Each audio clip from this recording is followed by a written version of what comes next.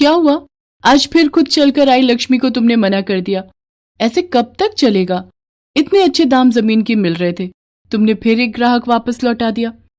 अच्छे खासे पैसे वो तुम्हारी बंजर जमीन के दे रहा था। अरे इतने तो कोई भी नहीं देता। चारुलता, चाहे मुझे इस जमीन के कोई लाखों रुपए भी देगा तो भी मैं अपनी माँ की दी हुई आखिरी निशानी किसी को नहीं बेचूंगा। फिर बैठे रहो गरीबी में अपनी माँ की निशानी को सीने से लगाए। इस बंजर जमीन पर कोई खेती नहीं हो सकती। ऊपर से अगर कोई इसे खरीद कर इस पर कुछ बनाना चाहता है तो तुम बेचने को राजी नहीं हो। आखिर हमारा क्या होगा? हम अमीर हो सकते हैं पर तुम हो कि ढीठ बनकर बैठे हो। तुमसे तो बात करना ही बेकार है। जा रहा हूं मैं, और कान खोलकर सुन लो, मैं अपनी जमीन नहीं बेचूंगा। किशन के माता पिता नहीं थे, उनके पास एक बंजर जमीन का टुकड़ा था। किशन की मां ने मरते समय किशन से कहा था कि वो इस जमीन को उनकी निशानी समझकर अपने पास रखेगा। यही सोचकर किशन ने आज तक अपनी जमीन का टुकड़ा किसी को नहीं बेचा। उसके पास बहुत से ऐसे ग्राहक आते थे जो उसे मुंह मांगा इनाम देना चाहते थे, पर किशन सबको मना कर देता था। यही बात उसकी पत्नी चारुलता को पसंद नहीं थी। वो तो चाहती थी कि वो उस जमीन को बेचकर अच्छे पैसे कमा ले और उनकी गरीबी दूर हो जाए। इसीलिए वो किशन से गुस्से में रहती थी। किशन गांव में मजदूरी का काम करता था और जो थोड़े बहुत पैसे वो कमाता उनसे वो घर का गुजारा करता था।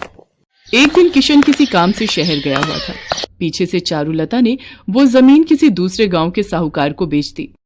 किशन इस बात से अनजान था। ये लीजिए बहन जी, जमीन के पैसे गिन लो, पूरे 15 लाख रुपए हैं। 15 लाख रुपए? इतने तो मैंने सपने में भी कभी नहीं देखे। ये लो भैया जी, जमीन के कागज।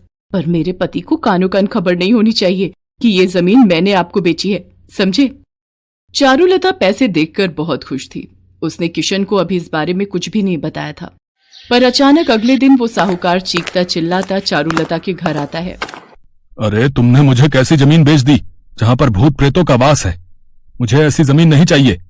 मेरे मजदूर काम छोड़कर भाग गए, मेरा कितना नुकसान हो गया।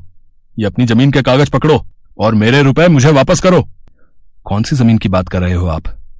वही बंजर जमीन जो तुम्हारी पत्नी ने मुझे पूरे 15 लाख में बेची थी। चारुलता घबरा जाती है और साहूकार को पैसे वापस कर देती है।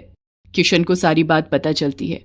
वो चारुलता की हरकत से बहुत दुखी होता है और अपनी जमीन पर जाकर रोने लगता है। शाम घिर आई थी। किशन एक पेड़ के नीचे बैठा अपनी माँ को याद करके क्षमा मांगने लगता है। माँ बापू, मुझे माफ कर दो। चारुलता की तरफ से मैं आपसे माफी मांगता हूँ। मैं आपकी आखिरी निशानी, मेरी पुरखों की जमीन को कभी नहीं बेचूंगा। मैं कल से खुद इस जमीन पर खेती करने की कोशिश करूंगा। किशन अगले दिन ही कुदाल और फावड़ा लेकर अपनी जमीन पर पहुंच जाता है और अपनी बंजर जमीन को साफ करने लगता है। बंजर जमीन अच्छे से साफ करने के बाद किशन बहुत थक गया था। वो उस रात अपने खेत पर ही सो जाता है। आधी रात के वक्त किशन को एक आवाज सुनाई पड़ती है। किशन देखता है, उसके सामने धरती माता खड़ी है। आप कौन है?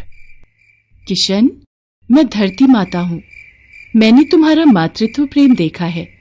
ये जमीन तुम्हारे पूर्वजों की धरोहर है जो तुम्हारी माँ ने तुम्हें दी।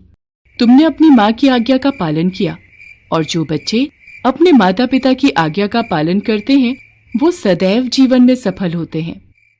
तुमने गरीबी में दिन गुजारे, फिर भी जमीन को नहीं बेचा। मैंने ही साहूकार को और मजदूरों को यहां से भगाया था। मैं जानती थी कि तुम इस जमीन की रक्षा करते हो और इसे कभी नहीं बेचोगे। आज तुमने अपने सेवा भाव से इस जमीन को साफ किया है। मैं तुम्हारी सेवा से प्रसन्न हूं, इसलिए मैं तुम्हें एक वरदान देना चाहती हूँ। धरती माँ, कैसा वरदान? किशन, आज से कई वर्ष पूर्व तुम्हारे पूर्वजों ने इस जमीन पर मिर्च की खेती लगाई थी, पर गांव में सूखा पड़ गया जिस कारण सारी खेती तबाह हो गई। उसके बाद ये जमीन बंजर हो गई। तुमने इस जमीन को साफ सुथरा करके फिर से उपजाऊ बनाया है। मैं तुम्हें ये जादुई मिर्च के बीज दे रही हूँ। इन्हें अपनी जमीन में बो देना। तुम्हारे खेत में सोने की मिर्च उगाएंगी। उन सोने की मिर्चों को बेचकर तुम फसल के लिए और सामान खरीद सकते हो। फिर इस जमीन पर तुम मिर्च की ही खेती करना।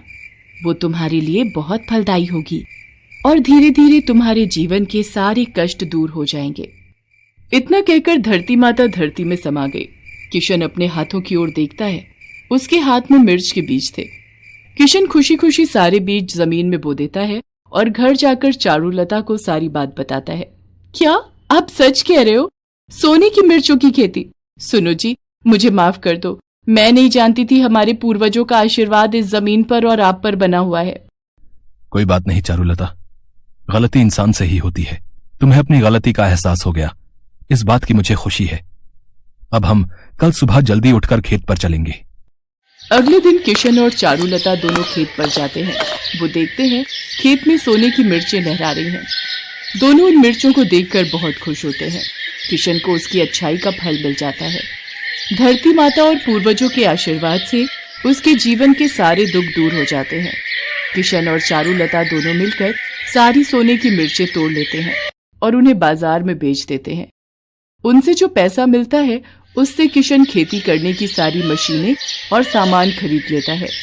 किशन अपने खेत की जमीन पर सिर्फ मिर्च की ही खेती करता था, जो कि उसके लिए बहुत फलदायी थी। धीरे धीरे किशन गांव में पैसे वाला साहूकार बन गया। वो गरीब और बेसहारा लोगों की भी बहुत मदद करता था। आज भी वो मन ही मन अपने पूर्वजों और धरती माँ को धन्यवाद करना नहीं भूलता।